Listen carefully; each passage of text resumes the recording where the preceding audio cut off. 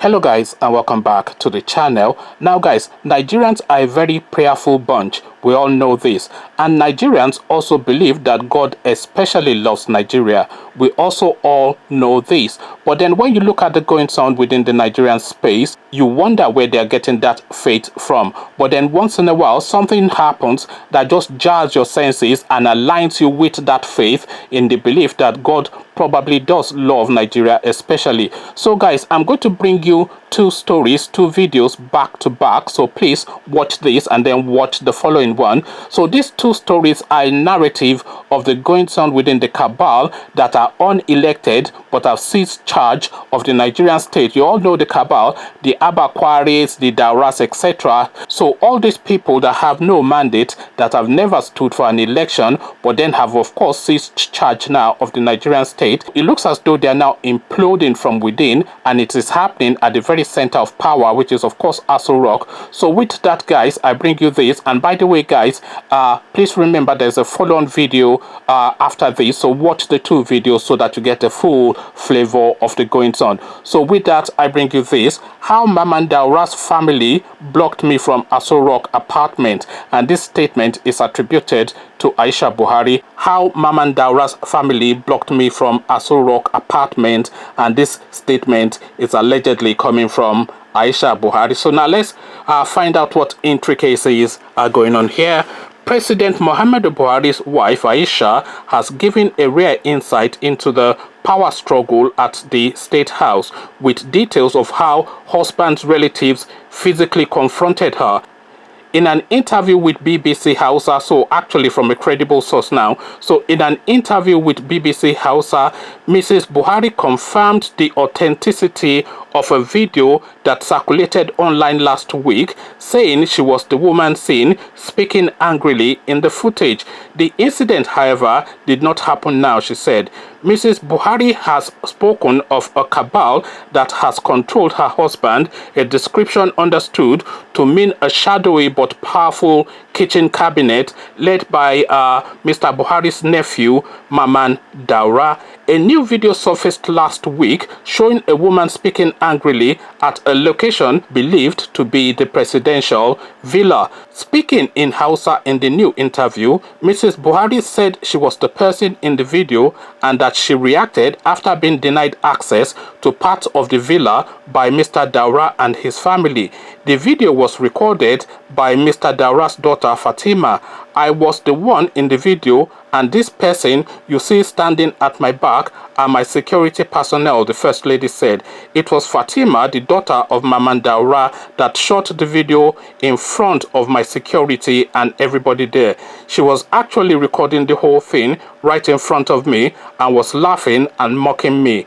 They did that because my husband sacked them from the house.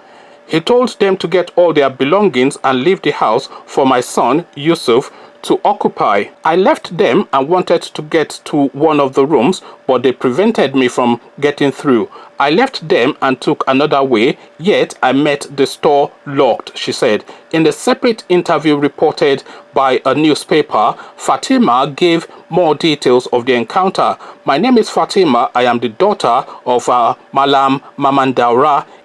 If one reasons well, he or she will understand that it is not possible to say that the wife of the president is denied access to her apartment, but let me give a context. She was quoted as saying, the apartment in question is called the Glass House. You know that there are several houses and apartments in the villa. When the president got into office, he gave the Glass House to our father, Mamman Daura. You all know that they are friends and are related. More so, they grew up together like twins. When he became president, he gave the Glass House to our father and said he should stay there. Our dad stayed there for 3 years now, until when the president's son, Yusuf, had an accident and went to Germany for treatment. When he returned, the president told her dad to move out of that apartment to an even bigger one in the villa, that Yusuf is going to stay and be treated in the Glass House. The Glass House is closer to the main presidential apartment, and that will make easier access to him by his mother. It is not in her apartment, which is in the main apartment. On that day, my mom and dad were not around, so my dad instructed me and my elder sister, both of us are working and we go to work every morning, that we should come on Saturday and move our belongings to the new apartment the president instructed. We planned to park out then and have even concluded moving all the things. All of a sudden, in that afternoon, as we were busy on that errand of packing our belongings, when we heard noise from outside, I was in an inner room in the house, whilst my sister was in an outer one close to the main gate of the apartment. So my sister went out before I could come out. On getting there, it was the wife of the president. When she came, the door was locked and she picked a metal chair and broke the door. I have sent the picture to you. My sister that went out was almost hit by the chair. She threw the chair, which broke through the door and almost hit my sister.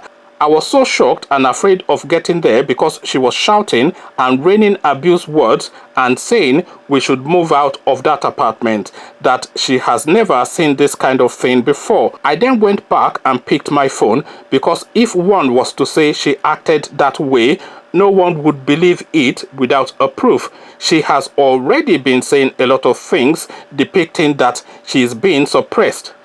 So I recorded it to show our parents and the security so that they will know the truth should anything happen. Because the way she was raging and shouting, I was thinking that she would pick something and hit us with it or something like that. That was why we recorded it. Had it been we wanted to release the video, we would have done it earlier. But you know, if a video clip enters one or two hands, you can't control where it will go. There are even more clips that have not been released. I will send them to you so that you can see how she was insulting the security and how she drove them away, saying who are they protecting and calling them bloody idiots. It is all on the video clip.